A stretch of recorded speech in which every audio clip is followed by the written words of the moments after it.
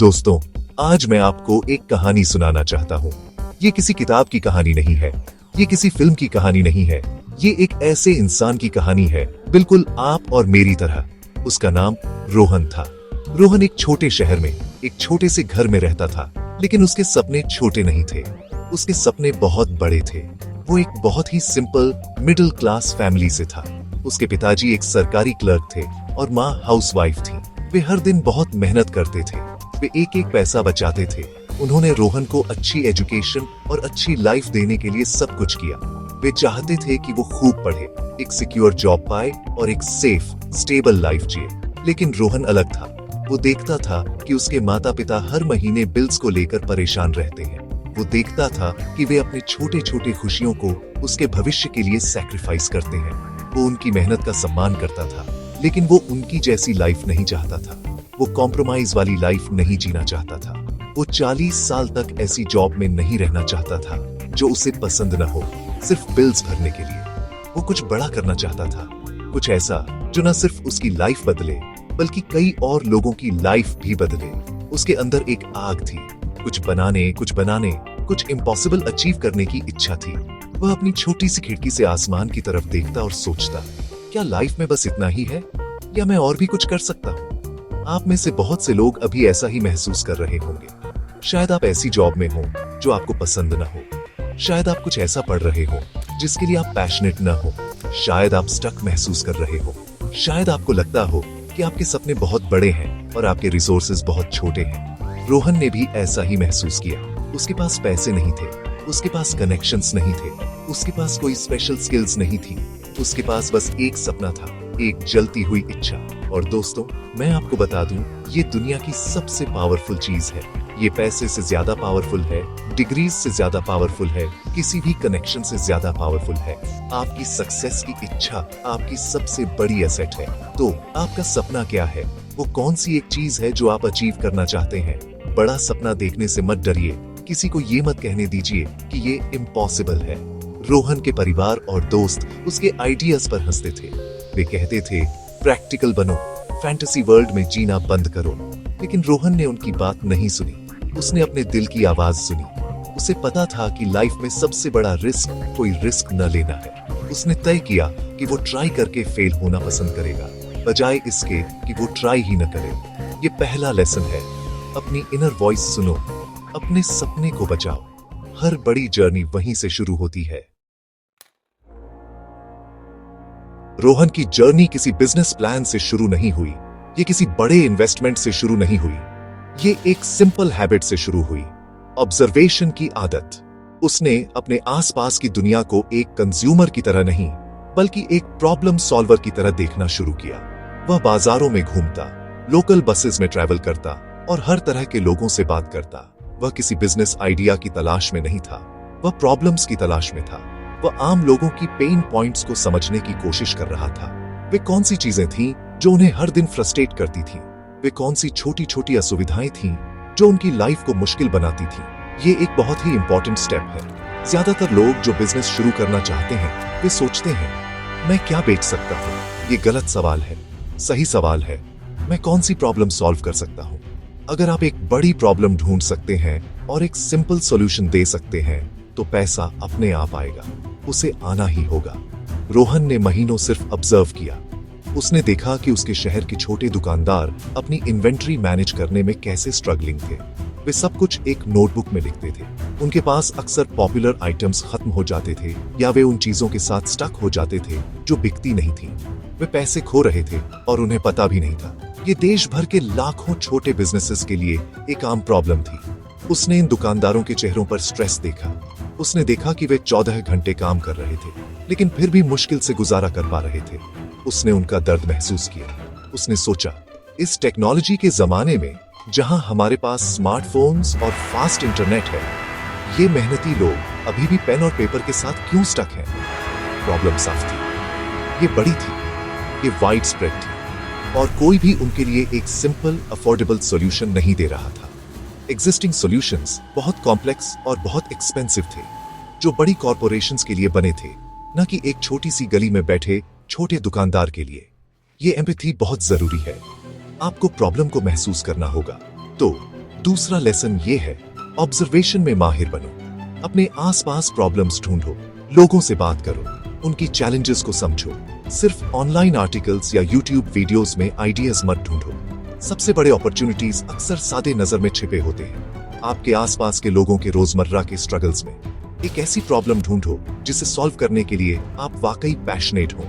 एक ऐसी प्रॉब्लम जिसका सॉल्यूशन लोगों की लाइफ में एक असली फर्क लाएगा। जब आपको वो प्रॉब्लम मिल जाए तो आपको अपना स्टार्टिंग पॉइंट मिल गया है, आपको अपनी गोल्ड माइन मिल गई है। ये इतना सिंपल है। एक बार जब रोहन ने प्रॉब्लम पहचान ली तो उसका दिमाग ओवरड्राइव में चला गया।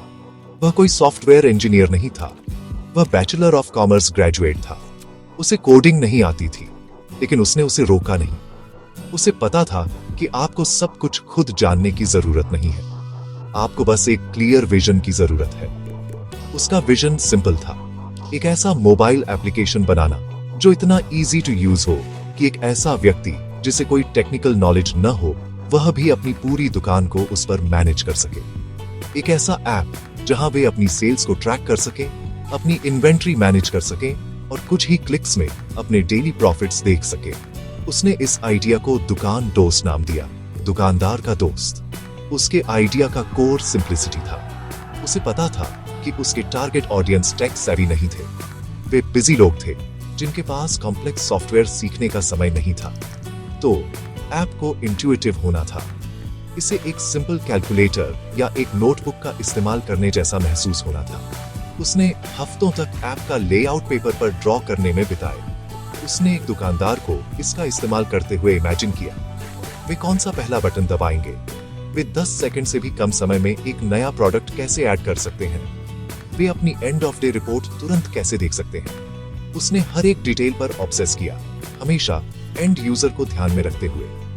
ये तीसरा लेसन है, आपका सॉल्यूशन एग्जिस्टिंग ऑल्टरनेटिव से 10 गुना ज्यादा सिंपल होना चाहिए। अगर प्रॉब्लम कॉम्प्लेक्स है तो आपका सॉल्यूशन सिंपल होना चाहिए। लोग फीचर्स के लिए पैसे नहीं देते, वे सॉल्यूशंस के लिए पैसे देते हैं। वे अपनी लाइफ को आसान बनाने के लिए पैसे देते हैं। रोहन ने सैकड़ों फैंसी फीचर्स जोड़ने के बारे में नहीं सोचा, उसने सबसे आसान तरीके से कोर प्रॉब्लम को सॉल्व करने पर फोकस किया। उसे पता था कि अगर वह एक दुकानदार का हर दिन सिर्फ 30 मिनट बचा सकता है और उनके प्रॉफिट को 5% भी बढ़ा सकता है तो वे खुशी खुशी उसके ऐप के लिए पैसे देंगे। वैल्यू प्रोपोजिशन क्रिस्टल क्लियर था। तो कुछ भी बनाने से पहले, कोई भी पैसा इन्वेस्ट करने से पहले अपनी सॉल्यूशन को एक सिंगल पीस ऑफ पेपर पर डिफाइन करो। आप कौन सी कोर प्रॉब्लम सॉल्व कर रहे हैं, आप इसे किसके लिए सॉल्व कर रहे हैं, और आपका सॉल्यूशन किसी भी और चीज से बेहतर और सिंपलर क्यों है। अगर आप अपने आइडिया को कुछ सिंपल सेंटेंसेस में एक्सप्लेन नहीं कर सकते तो ये बहुत कॉम्प्लिकेटेड है। ड्राइंग बोर्ड पर वापस जाओ, सिंप्लीफाई करो, सिंप्लीफाई करो, सिंप्लीफाई करो। सिंप्लिसिटी ही अल्टीमेट सोफिस्टिकेशन है। ये आपके कस्टमर्स का दिल जीतने की कुंजी है। आसान है, इट्स इजी। रोहन के पास एक पावरफुल आइडिया था, लेकिन एक आइडिया एग्जीक्यूशन के बिना बेकार है। उसके पास अपनी ऐप बनाने के लिए किसी बड़ी कंपनी को हायर करने के लिए पैसे नहीं थे, तो उसने वही किया जो हर सफल एंटरप्रेन्योर करता है। उसने छोटे से शुरू किया। उसने अपनी छोटी सेविंग का इस्तेमाल एक वेबसाइट से फ्रीलांस ऐप डेवलपर को हायर करने के लिए किया। वह फुल टाइम एम्प्लॉई अफोर्ड नहीं कर सकता था, इसलिए उसे एक कॉलेज स्टूडेंट मिला जो कोडिंग में ब्रिलियंट था और अपना पोर्टफोलियो बनाने के लिए एक प्रोजेक्ट की तलाश में था। उसने अपने पैशन, अपने विजन को इस स्टूडेंट के साथ शेयर किया। उसने उसे दुकान दोस्त के सपने में विश्वास दिलाया। उसने उसे सिर्फ पैसे नहीं दिए, उसने उसे एक मिशन दिया। उन्होंने रोहन के छोटे से स्टडी रूम से दिन रात काम किया। ये एक छोटा सा कमरा था, लेकिन ये बड़ी एनर्जी से भरा था। वे कॉफी और कुछ अद्भुत बनाने के शेयर्ड पैशन से फ्यूल्ड थे। 90 दिनों में उनके पास ऐप का पहला वर्जन तैयार था। ये परफेक्ट नहीं था, इसमें बग्स थे, ये बेसिक था, लेकिन इसने काम किया। ये कोर प्रॉब्लम को सॉल्व कर सकता था। ये चौथा लेसन है, परफेक्शन का इंतजार मत करो। मिनिमम वायबल प्रोडक्ट, एक MVP के साथ शुरू करो। एक MVP आपके प्रोडक्ट का सबसे बेसिक वर्जन है जिसे आप अपने पहले कस्टमर्स के सेट के लिए लॉन्च कर सकते हैं। परफेक्शन एक ट्रैप है, ये प्रोक्रेस्टिनेशन की ओर ले जाता है। अब रोहन ने ऐप स्टोर पर सभी के लिए ऐप लॉन्च नहीं किया, वो एक गलती होती। इसके बजाय वह अपने पड़ोस के 10 छोटे दुकानदारों के पास गया। वह व्यक्तिगत रूप से उनमें से हर एक के साथ बैठा। उसने उनके फोन्स पर ऐप इंस्टॉल किया। उसने उन्हें स्टेप बाय स्टेप इसका इस्तेमाल करना सिखाया। उसने उनसे कहा, इसे 1 महीने के लिए फ्री में इस्तेमाल करो।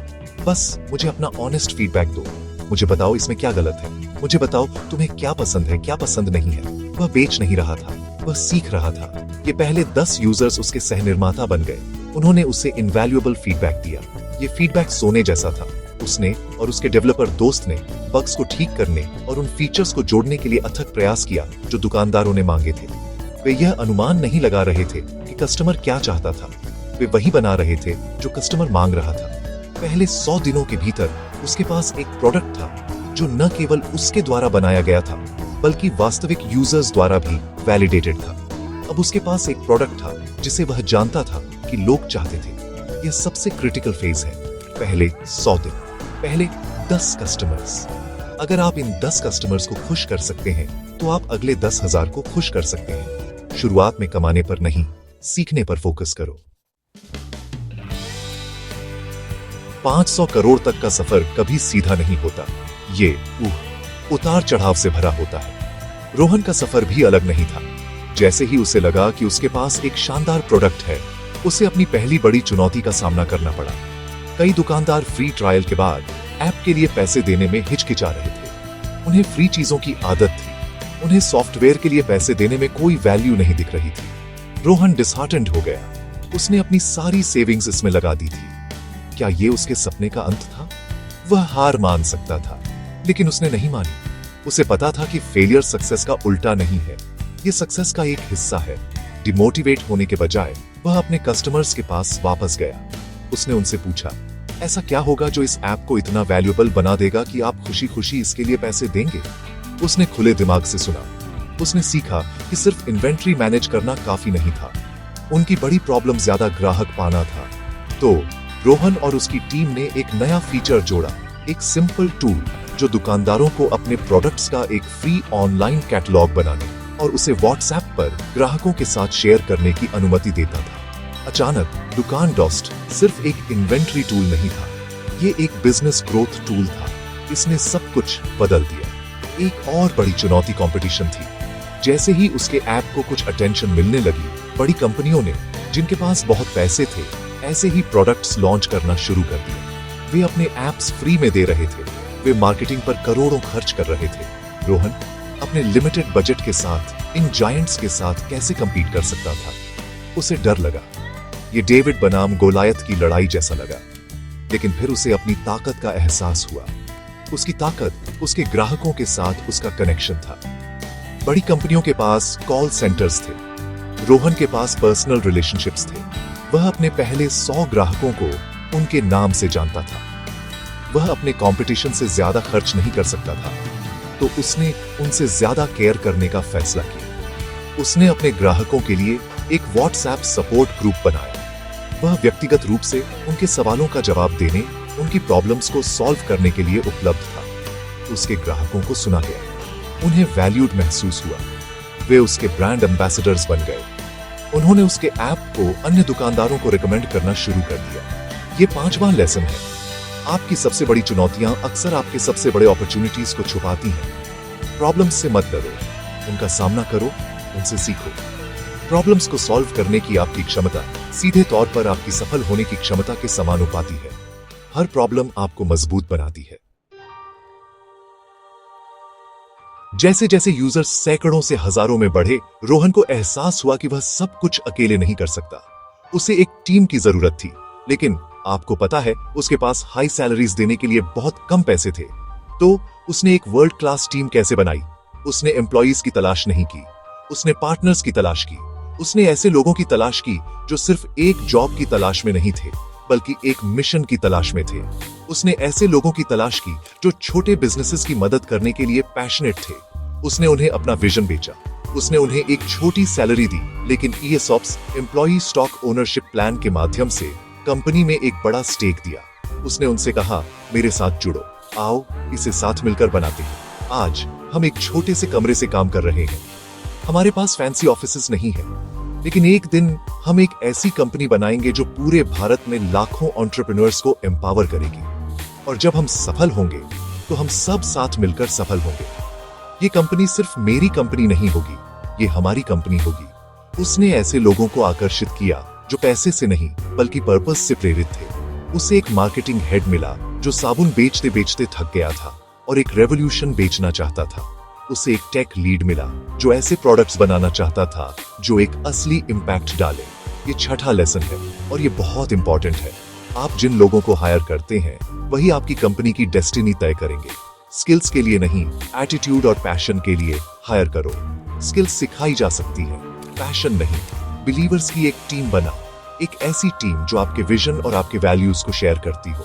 एक ऐसी टीम जो एक्स्ट्रा माइल जाने को तैयार हो, इसलिए नहीं कि आप उन्हें पैसे दे रहे हैं बल्कि इसलिए कि वे मिशन में विश्वास करते हैं। आपके पहले कुछ हायर्स सबसे क्रिटिकल होते हैं। वे पूरे ऑर्गेनाइजेशन के लिए कल्चर सेट करते हैं। उन्हें समझदारी से चुनें। एक बार जब उसके पास अपनी कोर टीम आ गई तो उसने उन्हें एम्पावर किया। उसने माइक्रो मैनेज नहीं किया, उसने उन्हें ओनरशिप दी। उसने उन्हें एक्सपेरिमेंट करने, गलतियां करने और सीखने की आजादी दी।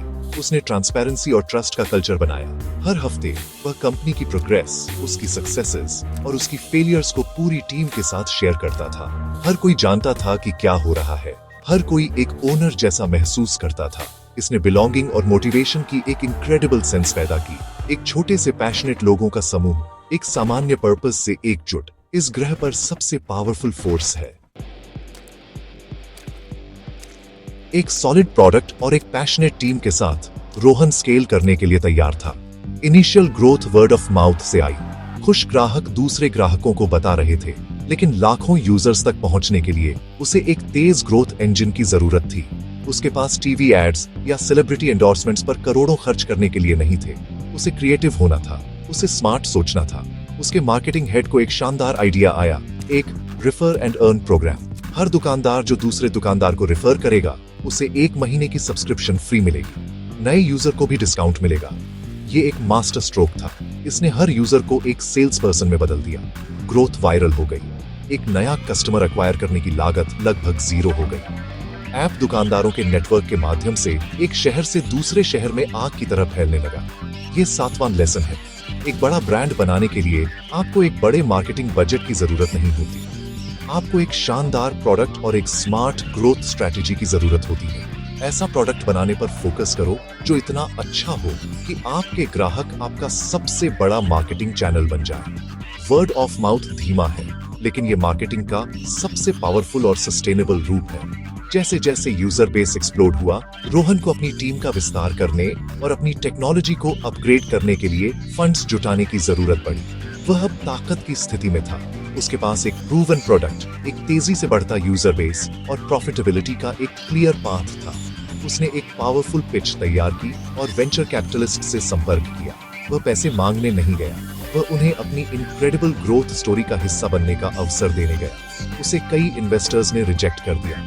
उन्होंने कहा कि मार्केट बहुत टफ था, कंपटीशन बहुत बड़ा था, लेकिन रोहन ने उम्मीद नहीं छोड़ी। उसे पता था कि उसे बस एक ऐसे व्यक्ति की जरूरत है जो उसके विजन में विश्वास करे, और अंत में उसे एक इन्वेस्टर मिला जिसने उसके पैशन को समझा और उसके बिजनेस की मैसिव पोटेंशियल को देखा। इस इन्वेस्टर ने उसे सिर्फ पैसे नहीं दिए, उसने उसे मेंटरशिप और वैल्यूएबल कनेक्शंस दिए। इस फंडिंग के साथ रोहन ने अपने ऑपरेशंस को बढ़ाया। उसने ज्यादा इंजीनियर्स, ज्यादा सेल्स और सपोर्ट स्टाफ हायर किए।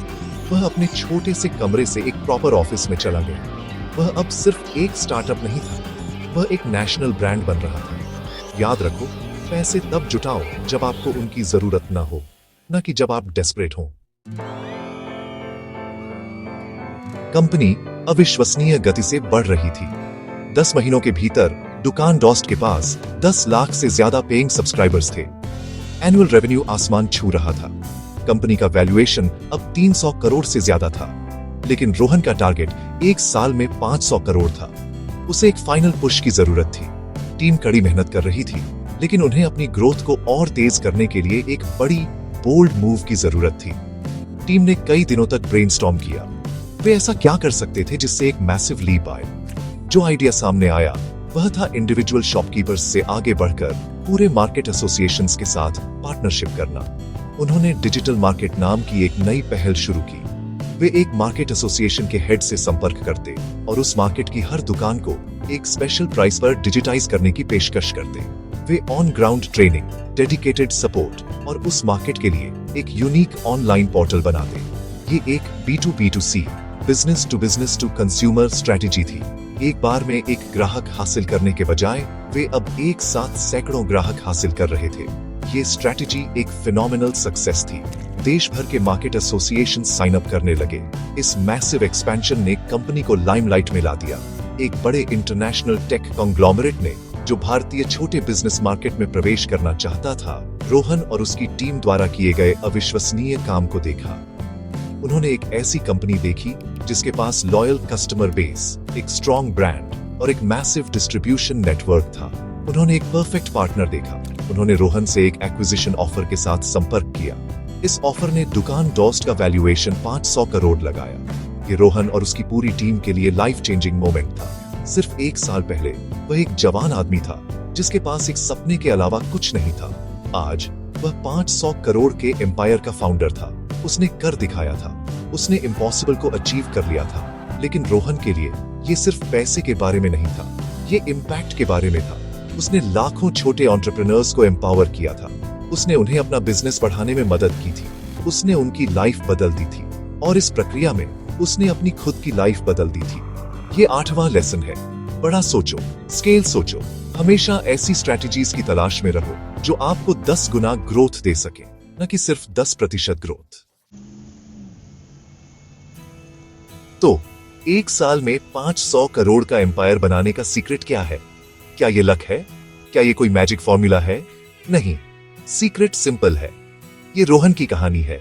ये एक बड़े सपने और एक अनस्टॉपेबल डिजायर से शुरू होती है। ये एक असली प्रॉब्लम को पहचानने और एक सिंपल सोल्यूशन बनाने के साथ आगे बढ़ती है। ये छोटे से शुरू करने, अपने पहले ग्राहकों से सीखने और असफलता से न डरने की नींव पर बनी है। ये एक पैशनेट टीम की शक्ति के साथ बढ़ती है जो आपके विजन को शेयर करती है। ये स्मार्ट स्ट्रेटजीज और कस्टमर हैप्पीनेस पर रिलेंटलेस फोकस के साथ स्केल करती है। रोहन की कहानी साबित करती है कि ये पॉसिबल है। ये साबित करती है कि मैसिव सक्सेस अचीव करने के लिए आपको एक अमीर पिता या एक फैंसी डिग्री की जरूरत नहीं है। आपको करेज की जरूरत है। शुरू करने का करेज, चुनौतियों का सामना करने का करेज, अलग सोचने का करेज, एक टीम बनाने का करेज, बड़ा सपना देखने का करेज। आपको जो कुछ भी चाहिए वह पहले से ही आपके अंदर है। दुनिया अवसरों से भरी है। दुनिया समस्याओं से भरी है जो हल होने का इंतजार कर रही है। आपको बस अपनी आंखें खोलने और चारों ओर देखने की जरूरत है। आपको बस वो पहला कदम उठाने की जरूरत है।